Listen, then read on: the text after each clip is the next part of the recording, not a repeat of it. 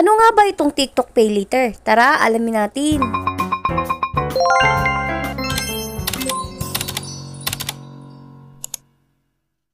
Tamang scroll lang ako dito sa TikTok shop dahil nga may gusto akong bilhin na isang product. Lately lang talaga akong naging active ulit dito sa pag-order sa TikTok shop. As in last week lang talaga ako naging active ulit sa pagbili sa kanila. Nang makita ko dito sa taas is may nakalagay na pay later. Nung nakaraan is wala talaga akong nakikitang ganito na pay later. Pero ngayon nakita ko siya kaya curious ako. So ano nga ba itong TikTok Pay Later? Ito ay isang credit-based payment method kung saan papayagan ng mga customer ni TikTok Shop na magamit at magkaroon ng credit limit na hanggang 50,000 at pwede mo itong bayaran hanggang 12 months. So sa madaling salita, para siyang S-Pay Later at Last Pay Later. Siyempre, ang TikTok Pay Later ay pwede mo lang gamitin sa TikTok Shop. So magkano nga ba ang interest ng TikTok Pay Later? Ayon kasi sa pagre-research ko sa Google at mismo dito sa TikTok Shop ay wala silang nilalabas na information kung magkano ang interest kapag ginamit mo yung TikTok Pay Later. Hindi katulad sa Shopee Pay Later at Last Pay Later ay pinapakita nila agad kung magkano yung magiging interest mo kapag umutang ka sa kanila. By the way, kakastart lang kasi ng TikTok Pay Later noong January 15, 2024. Kaya siguro wala pa silang ibang info na nilalabas dahil nga siguro kaka-open lang din nila. Pero feeling ko kapag na-activate ko na at umorder na ako, doon ko na makikita kung magkano yung interest nila. Malaki ba magbigay ng credit limit ang TikTok Pay Later? Base sa mga nakalap ko, ay malaki naman sila magbigay ng credit limit, lalo na kung first timer ka. Yung iba 5,000, yung iba 4,000. Ito katulad nito 10,000